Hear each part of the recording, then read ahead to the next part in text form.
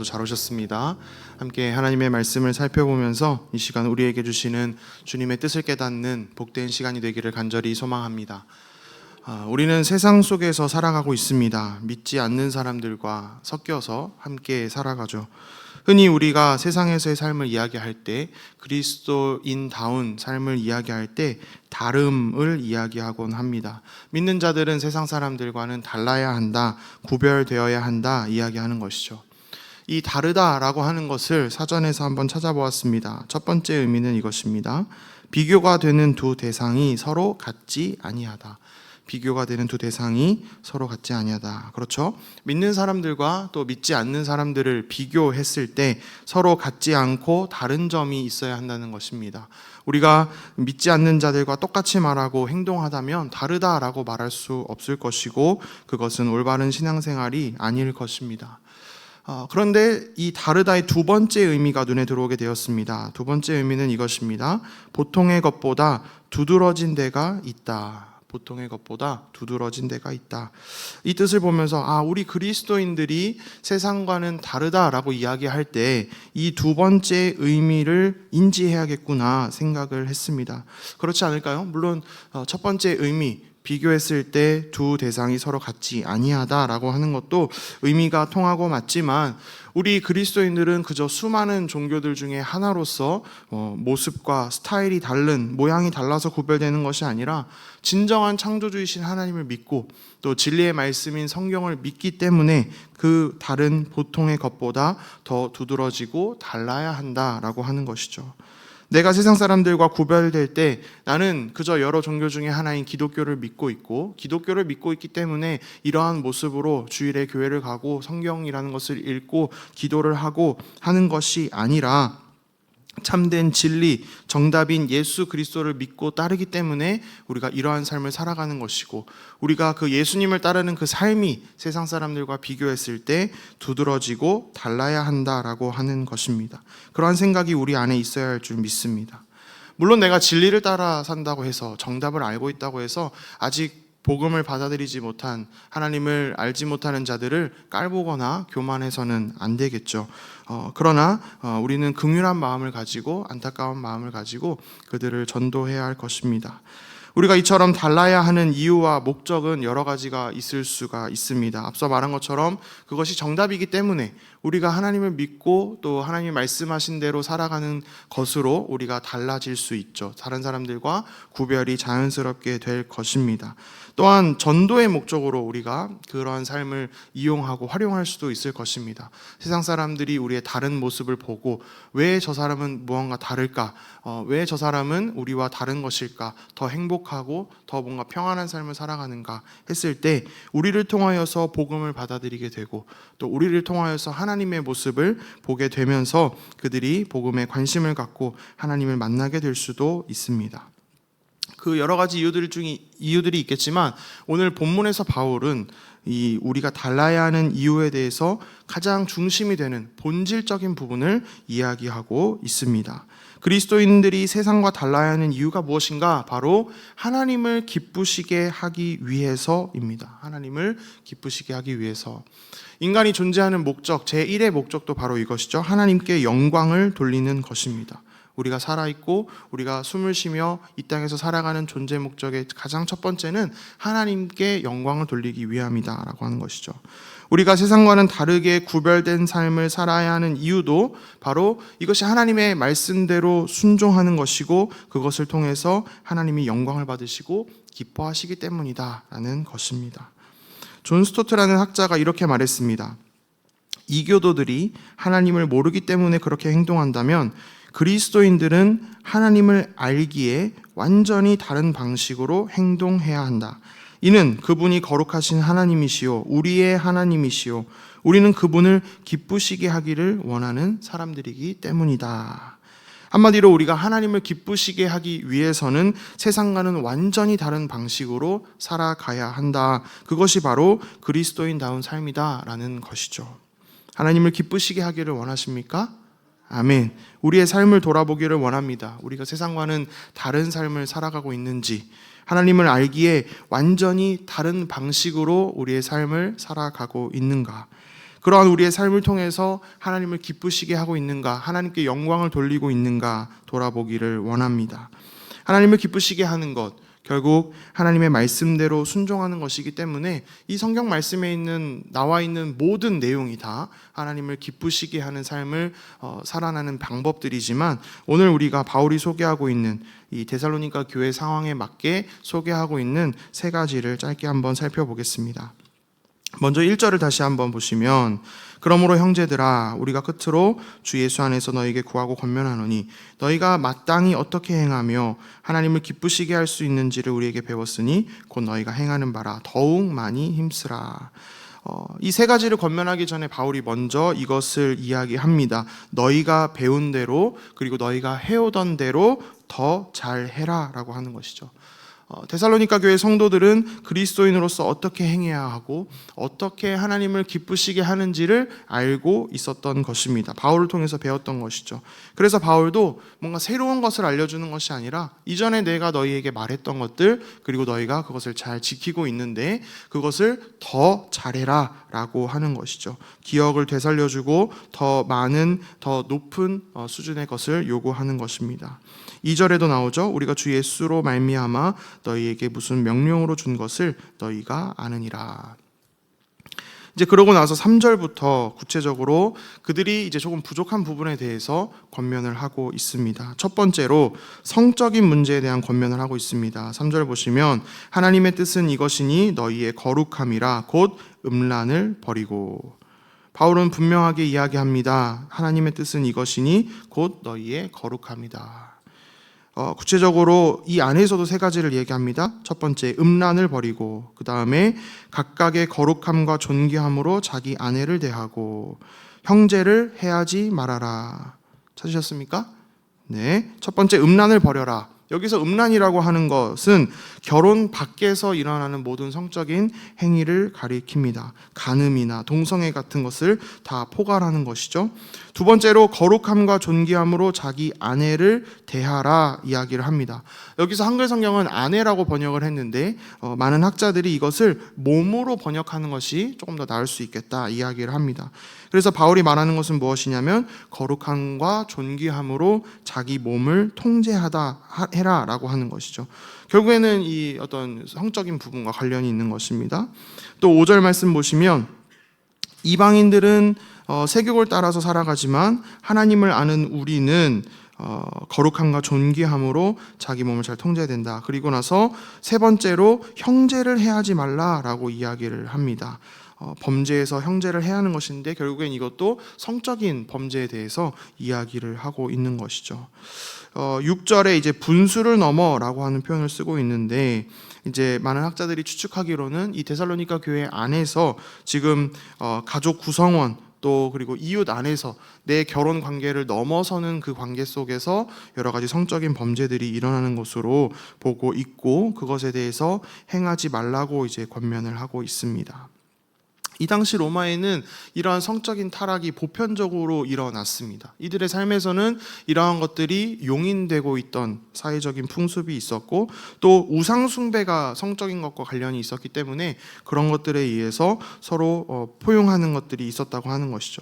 그렇기 때문에 회심을 한 사람들도 그러한 우상 숭배를 했던 것들, 사회적인 풍습에서 살아가고 있었기 때문에 회심을 해서 그리스도인들이 됐지만 이전에 그 따랐던 것들을 아직 다 버리지 못했던 것이죠. 그런 것들을 뿌리 뽑기에는 여러 가지 노력과 엄청난 시간이 필요하지 않았을까 싶습니다. 그래서 바울도 이렇게 세부적으로 또 많은 부분을 할애해서 권면하고 있는 것으로 보여집니다. 그러나 우리가 잘 알고 있듯이 세상에서 만연했다고 해서 세상에서 그것을 보편적이라고 말한다고 해서 그리스도인들이 그러한 행동을 하는 것이 정당화되지는 않겠죠. 왜냐하면 하나님께서는 그런 것들을 죄라고 정죄를 하시고 하지 말라고 명령을 하시기 때문에 그렇습니다. 그리스도인은 이러한 부정한 세상 속에서 거룩함으로 부르심을 입은 자다. 바울은 이야기하고 있습니다. 거룩함이 무엇입니까? 바로 구별되는 것이죠. 세상의 가치관을 거부하고 세상과는 다른 모습으로 다르게 살기로 다짐하고 살아내는 것입니다. 세상 사람들이 성적으로 그렇게 음란하고 그런 것들이 아무것도 아니라고 말한다 할지라도, 윤리적으로 부도덕한 삶을 살아간다 할지라도 우리는 그들과 똑같이 살아서는 안 된다라고 하는 것이죠. 우리는 거룩함과 존귀함으로 그들과 구별된 삶을 살아가야 한다는 것입니다. 이것은 비단 성적인 문제만을 말하는 것이 아니겠죠. 우리가 세상 속에 살아가면서 마주하는 여러 가지 가치관들에 있어서 하나님이 그것을 죄라고 규정하시고 하지 말라고 하신 것이라면 우리는 세상과 다르게 살기로 결정하고 우리의 마음과 행동을 지켜야만 합니다. 오늘 바울이 말하고 있는 것처럼 거룩함과 존귀함으로 구별된 삶을 살아가는 저와 여러분 되기를 간절히 소망합니다. 두 번째로 바울은 형제 사랑에 대해서 권면을 합니다. 9절 말씀 보시면 데살로니가 교회가 아주 잘하고 있었던 것 같아요. 형제 사랑에 관하여서는 더 말할 것도 없을 만큼 잘하고 있다, 바울이 이야기를 합니다. 데살로니가 교회도 핍박과 고난이 있었기 때문에 그런 외부로부터 오는 고난 가운데서 서로 사랑하는 것이 쉽지는 않았겠지만 그 안에서 서로 사랑하면서 또 앞서 살펴봤던 것처럼 거룩한 모습으로 살아가고 또 그 사랑이 있었기 때문에 서로 고난을 인내할 수 있지 않았을까 싶습니다. 잘하고 있지만 바울이 한 번 더 당부합니다. 10절 보시면 너희가 온 마게도냐 모든 형제에 대하여 과연 이것을 행하도다. 형제들아 권하노니 더욱 그렇게 행하고. 형제들아 권하노니 더욱 그렇게 행하고. 아까 1절에서도 살펴본 것처럼 바울이 해오던 거 잘하고 있지만 조금 더 잘해라 권면하고 있는 것이죠. 사랑에는 다함이 없다, 우리가 흔히 그렇게 이야기를 합니다. 더할 나위 없는 사랑, 완벽한 사랑도 없죠. 사랑은 하는 만큼 계속해서 부족함이 있습니다. 그래서 바울은 그렇게 이야기하는 것 같습니다. 우리가 이전보다 더 사랑하자, 지속적으로 계속해서 끝까지 사랑하자 당부하고 있는 것이죠. 우리도 마찬가지입니다. 우리가 그리스도인이라면 우리 안에서 사랑이 넘쳐야 할 줄 믿습니다. 성경에 보면 여러 군데에서 서로 사랑할 것을 말씀하십니다. 요한일서 3장에 보면 그의 계명은 이것이니 곧 그 아들 예수 그리스도의 이름을 믿고 그가 우리에게 주신 계명대로 서로 사랑할 것이니라. 요한일서 4장에도 이렇게 말씀합니다. 사랑하는 자들아, 하나님이 이같이 우리를 사랑하셨은즉 우리도 서로 사랑하는 것이 마땅하도다 말하고 있습니다. 하나님께서 우리에게 베푸신 사랑 어떻습니까? 놀랍고 풍성하고 온전하고 완벽합니다. 그것에 비교하면 우리는 바울이 말한 것처럼 우리가 아무리 잘하고 있다 할지라도, 그런 것들을 실천하고 있다 할지라도 더 높은 사랑을 향해서 나아가야 할 줄 믿습니다. 하나님께서 우리를 사랑하신 것을 생각하면서 감사하고, 또 우리가 내 주변에 있는 이웃을 한 번 더 사랑하는 모습이 우리 안에 넘쳐나기를 소망합니다. 우리가 그렇게 서로를 사랑하고 열심히 하나 되기에 힘쓸 때 하나님을 기쁘시게 하는 참된 그리스도인이 될 수 있다고 하는 것입니다. 더욱더 사랑하여서 하나님께 칭찬받는 저와 여러분 되기를 소망합니다. 마지막 세 번째로 바울은 책임지는 삶에 대해서 이야기를 합니다. 11절을 보시면 또 너희에게 명한 것 같이 조용히 자기 일을 하고 너희 손으로 일하기를 힘쓰라. 지금까지 이제 그리스도인에 대해서, 참된 그리스도인의 삶에 대해서 이야기를 하고 있는데 11절, 12절은 흐름을 좀 벗어난 것처럼 보여집니다. 너희에게 명한 것 같이 조용히 자기 일을 하고, 교회에서 일할 때는 말하지 마라, 말만 하지 말고 열심히 손으로 일해라, 이런 것처럼 보여질 수 있는데 이 당시에 어떤 일이 있었는지 배경을 좀 살펴보면 우리가 이해가 됩니다. 이 당시에는 일하기에 힘쓰지 않았던 사람들이 있었습니다. 왜냐하면 예수님께서 다시 오실 날이 곧 가까웠다고 생각하는 것이죠. 좀 있으면 예수님 다시 오실 것인데 내가 뭐하러 돈 벌고 이런 거 하는 것보다 예배하고 말씀 보고 또 그런 기도하는 것에 힘써야 하지 않을까라고 생각했던 것이죠. 조금은 극단적으로 예수님의 재림을 기다렸던 사람들인 것 같습니다. 여러분은 어떠십니까? 저는 항상 설교할 때마다 그런 생각을 합니다. 예수님이 제가 설교하고 있을 때 다시 오시면 어떨까? 딴 거 하고 있을 때 오시면은 예수님 오셨어요, 좀 민망한데 어떻게 딱 설교하고 또 예배하고 있을 때 예수님 다시 오시면 좀 잘하고 있는 모습을 예수님께 보일 수 있지 않을까, 농담으로 그렇게 생각하곤 합니다. 이 당시 사람들도 아마 그런 모습이 있었지 않았을까 싶습니다. 예수님 다시 오실 날 곧 올 텐데, 사실 그것도 엄청난 믿음이죠. 예수님 금방 다시 오신다 말씀하셨으니까 예수님 다시 오실 때 내가 주님을 찬양하고 기도하고 말씀 보다가 예수님 오시면 얼마나 좋을까 생각했던 것 같습니다. 문제는 그들이 자기의 생업을 하지 않고 돈을 벌지 않고 예수님의 재림을 그냥 막연하게 기다렸다고 하는 것이죠. 그러면서 문제가 무엇이었냐면 같은 교회 성도들에게 구걸하면서 의존하는 삶을 살았다는 것입니다. 그렇기 때문에 교회 안에서 문제가 됐겠죠. 그들을 먹이는 일이 하루 이틀이어야 되는데 예수님이 지금 우리가 성경을 살펴보는 지금까지도 다시 오시지 않았는데 그때 당시에는 얼마나 큰 문제가 됐겠습니까? 그래서 사회적으로 경제적으로 그들이 이제 골칫거리였던 것이죠. 그들은 스스로를 영적인 사람이라 믿음이 신실한 사람이라 자부했겠지만 오히려 그들의 모습은 첫 번째 문제처럼 공동체의 그 거룩성을 해치게 됐을 것이고 두 번째 살펴봤던 것처럼 형제자매를 사랑하는 일을 하지 못하게 만드는 문제의 근원이 됐을 것입니다. 사회적으로도 마찬가지입니다. 교회 다니는 사람들은 쟤네들은 일을 안 한대. 예수님이 곧 다시 오셔서 마지막 때가 다가와서 일을 안 한대. 걔네 뭐 먹고 살아? 하면 그냥 뭐 같이 돈 있는 사람들 또 아직은 일을 하는 사람들끼리 서로 이제 먹이면서 산다고 하네. 이런 것들이 사회적으로는 큰 문제의 모습으로 나타났다고 하는 것이죠. 그래서 교회 안에서도 서로 사랑해야 되는데 내가 언제까지 쟤를 먹여야 하나, 언제까지 쟤를 케어해줘야 하나 이런 문제들이 이 안에서 있었다라고 하는 것입니다. 그래서 바울이 이에 대해서 말하는 것입니다. 자기 일을 자기 손으로 해야 하고 다른 사람들에게 대해서 단정하게 행해야 한다.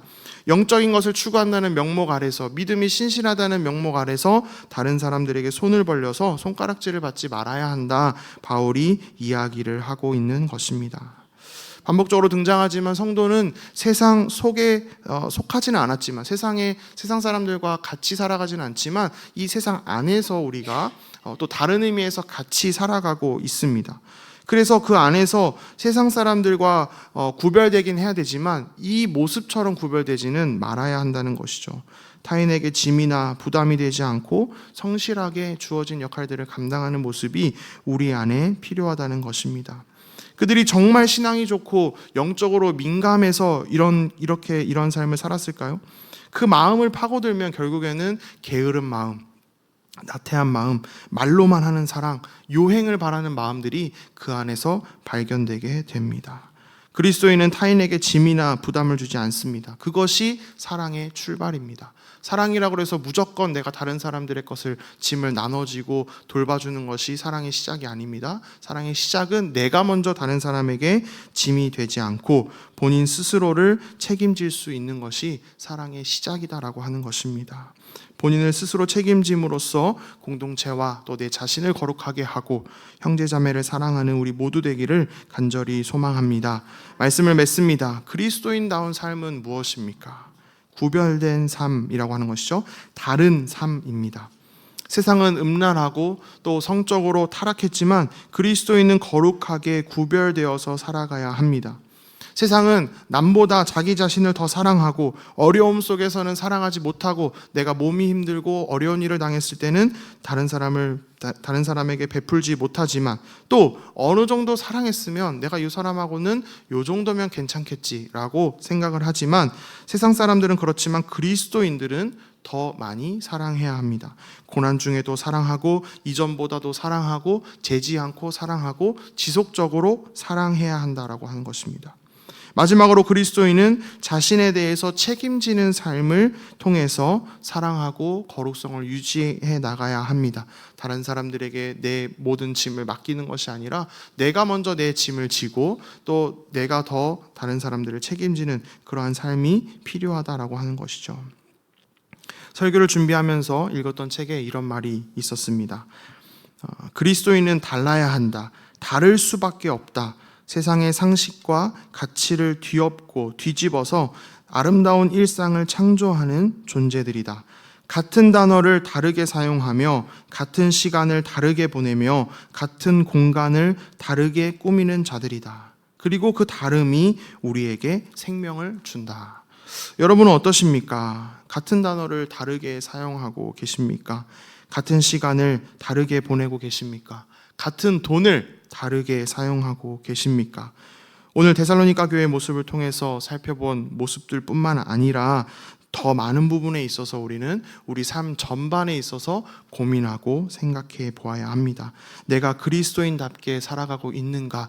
내 다른 삶을 통해서 하나님을 기쁘시게 하고 있는가 돌아보시기를 바랍니다. 잘 하고 계시겠지만 저도 바울처럼 여러분들에게 한 번 더 권면합니다.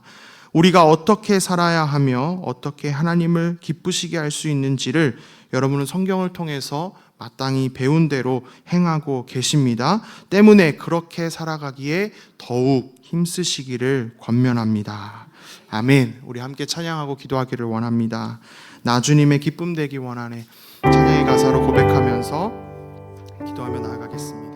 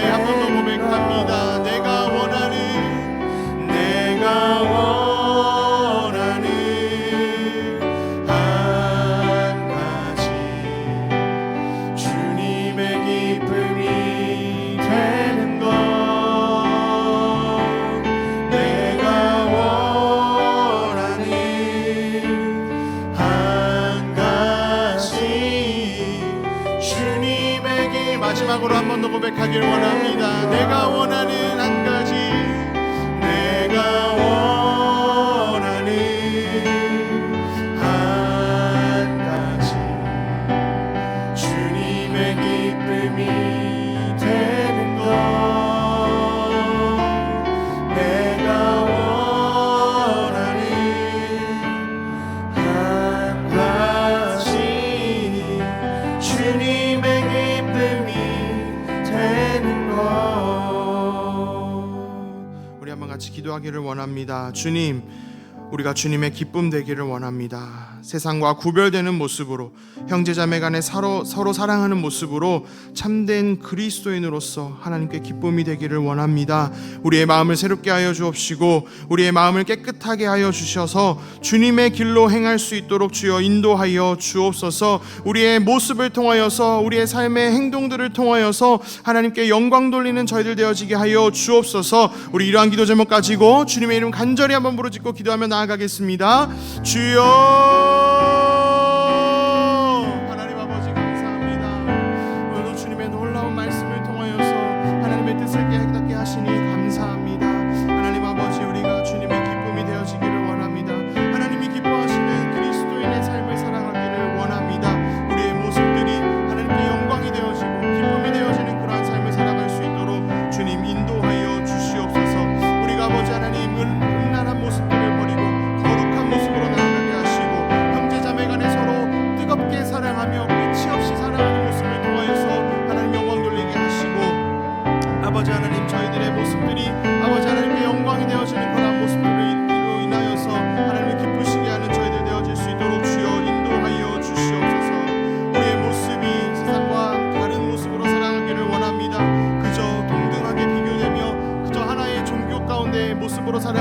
것이 아니라 다른 사람들과 두드러지게 다른 그 모습이 있어서 아버지 세상 사람들과 구별되는 저희들이 되어지게 하여 주시옵소서.